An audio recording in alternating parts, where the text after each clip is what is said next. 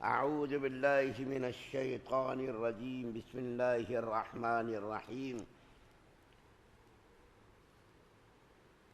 وما كان المؤمنون لينفروا كافة فلولا نفر من كل فرقة منهم طائفة ليتفقهوا في الدين ولينذروا قومهم إذا رجعوا إليهم لعلهم يحذرون۔ اور مسلمانوں کے لیے بھی مناسب نہیں ہے کہ وہ ہمیشہ سب کے سب جہاد کے لیے نکل کھڑے ہوں، لہذا ایسا کیوں نہ ہو کہ ان کی بڑی جماعت میں سے ایک گروہ جہاد کے لیے نکلا کرے، جو کہ جہاد میں نکلا کرے کہ جو لوگ جہاد میں گئے ہوں وہ دین کی سمجھ حاصل کرنے کے لیے محنت کیا کریں۔ جب ان کی قوم کے لوگ جو جہاد میں گئے ہیں ان کے پاس واپس آئیں تو ان کو یہ متنبہ کیا کریں تاکہ وہ ان گناہوں سے گریز کریں۔ آپ کے سامنے سورہ 122 نمبر کی آیت سورہ توبہ کی پڑھی گئی ہے۔ اس سے پہلے سورہ توبہ کے اندر بڑا حصہ منافقوں کا تذکرہ کیا گیا تھا، اس کے بعد غزوہ تبوک کا ذکر کیا گیا تھا۔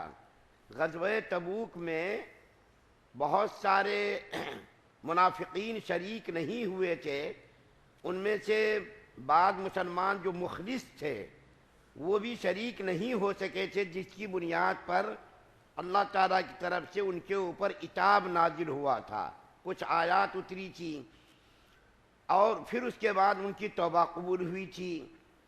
یہاں پر جو آیت کریمہ پڑھی گئی ہے، اس آیت کریمہ کے اندر اللہ تعالیٰ نے مسلمانوں کو متنبہ کیا ہے اس بات پر کہ سب لوگوں کو جہاد میں نکلنے کا جو حکم دیا گیا تھا غزوہ تبوک کے موقع پر، وہ ایک وقتی حکم تھا، وہ عارضی حکم تھا، وہ ہمیشہ کے لیے حکم نہیں تھا۔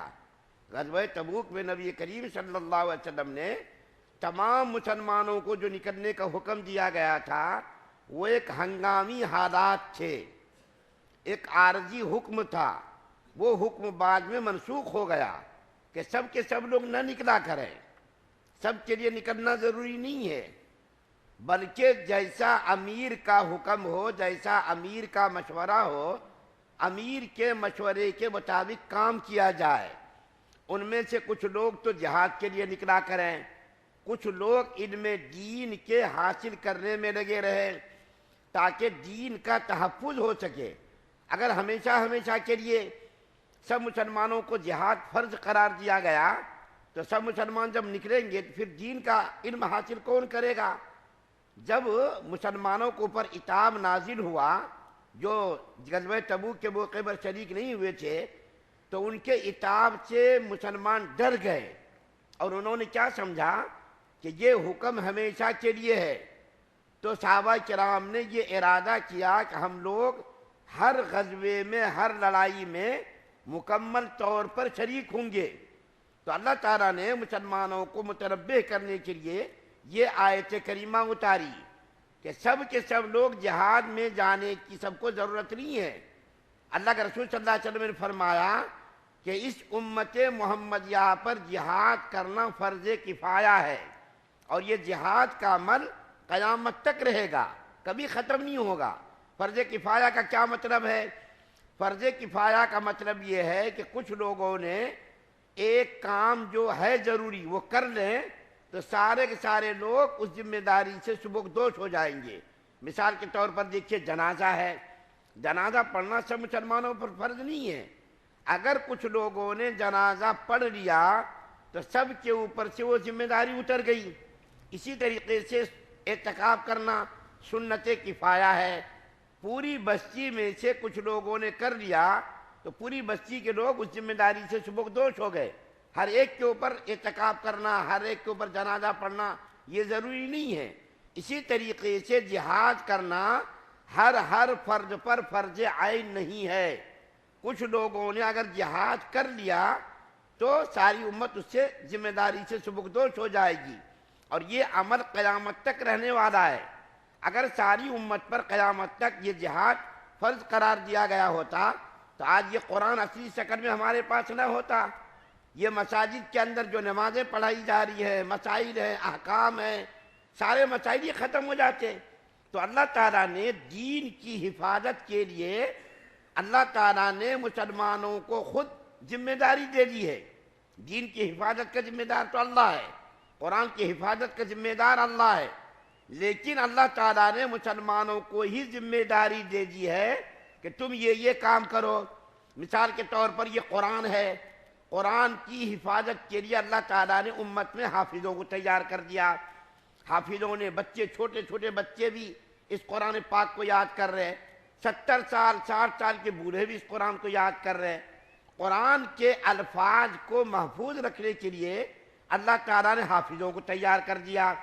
اسی طریقے سے قرآن کو کس انداز میں پڑھنا ہے، کہاں پر کھینچنا ہے، کہاں پر سختی کرنا ہے، کہاں پر غنہ کرنا ہے، کہاں پر اخفا کرنا ہے، کہاں پر اظہار کرنا ہے، کہاں پر منہ کو گول کرنا ہے، کہاں پر منہ کو گول نہیں کرنا، ان چیزوں کی حفاظت کے لیے اللہ تعالیٰ نے قاریوں کو تیار کیا۔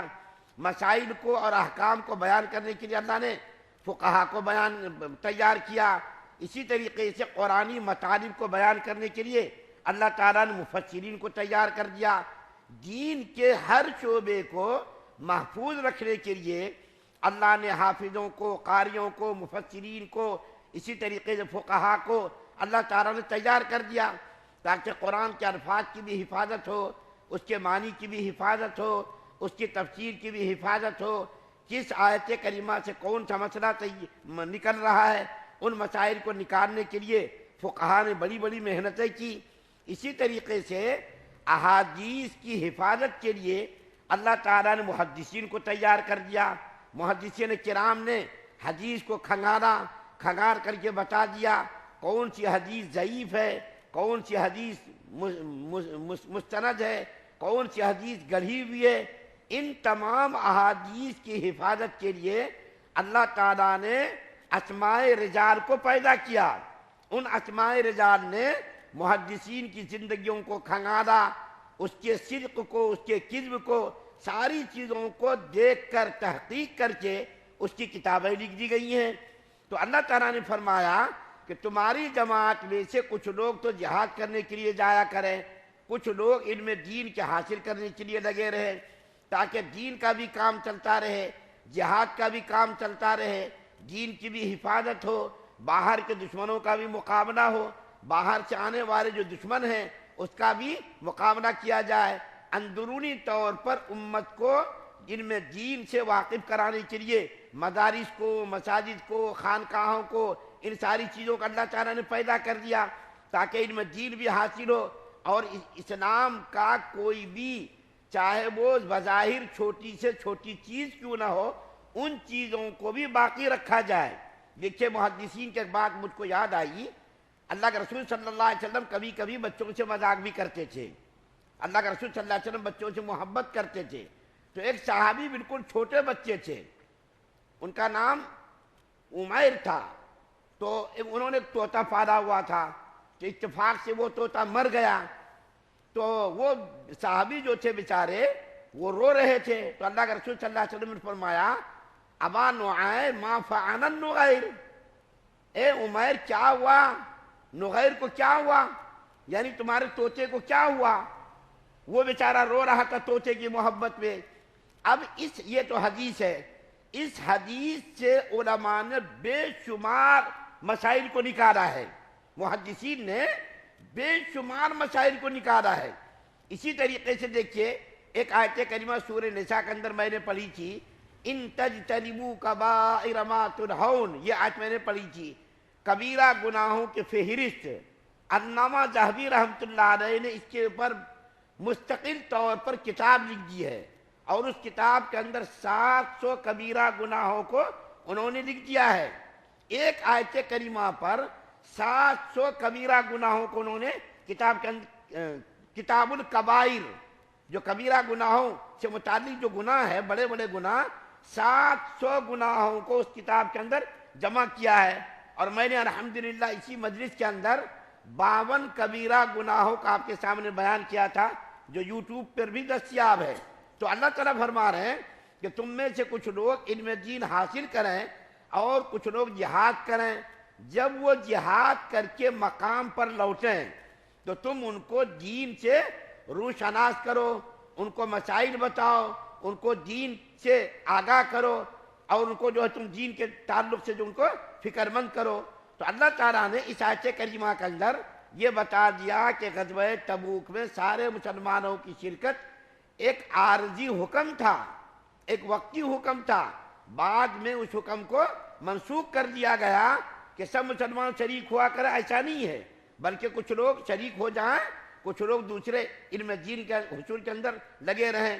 تو اس آیت کریمہ کے اندر بڑی ہی اہم بات عرض کی گئی ہے، بڑا ہی اہم مسئلہ بیان کیا گیا ہے کہ ساری امت ایک ہی کام میں نہ لگ جائے، بلکہ دین کے جو شعبے ہیں ان تمام شعبوں کو برقرار رکھنے کے لیے محنت کی جائے، قرآن کی حفاظت کے لیے، قرآن کے الفاظ کی حفاظت کے لیے، مسائل کے تحفظ کے لیے، تفسیر کے تحفظ کے لیے، حدیث کی حفاظت کے لیے، ان تمام شعبوں میں محنت کی جائے، اور الگ الگ طور پر جو کام کر رہے ہیں ان کو نظر استحسان سے دیکھا جائے۔ کوئی یہ نہ کہے یہی کام ضروری ہے، تم کو یہی کام کرنا ہے، تم اگر یہ کام نہیں کرو گے گنہگار ہوگے، یہ ایسا نہیں ہے۔ کچھ لوگ مدرسے چلائیں، کچھ لوگ دوسرے کچھ امامت کریں، کچھ دوسرے کام کریں، دین کے جتنے بھی شعبے ہیں ان تمام شعبوں کے ایک آدمی تو کر نہیں سکتا ہے۔ جتنے لوگ بھی دین کا جو بھی کام کر رہے ہیں ان تمام کے دین کی محنتوں کو، کوششوں کو نظر استحسان سے دیکھا جائے، اچھی نظر سے دیکھا جائے، کسی دین کے کام کو حقیر نہ سمجھا جائے کہ میں کر رہا ہوں جو کچھ وہ صحیح ہے، سامنے والا جو کچھ کر رہا وہ غلط ہے، بالکل ایسا نہیں۔ دین کے تمام شعبوں کی حفاظت کے لیے جہاں بھی جو بھی محنت ہو رہی ہے ان تمام محنتوں کو اچھی نظر سے دیکھنے کی ہمیں ضرورت ہے، کسی کو برا کہنے کی، کسی کی توہین کرنے کی، کسی کی تحقیر کرنے کی قطعاً ضرورت نہیں ہے۔ اللہ سے دعا ہے اللہ ہم سب کو سننے زیادہ عمل کی توفیق عطا فرمائے۔ سبحان اللہ و بحمدہ، سبحانک اللہم و بحمدک، و نشہد ان لا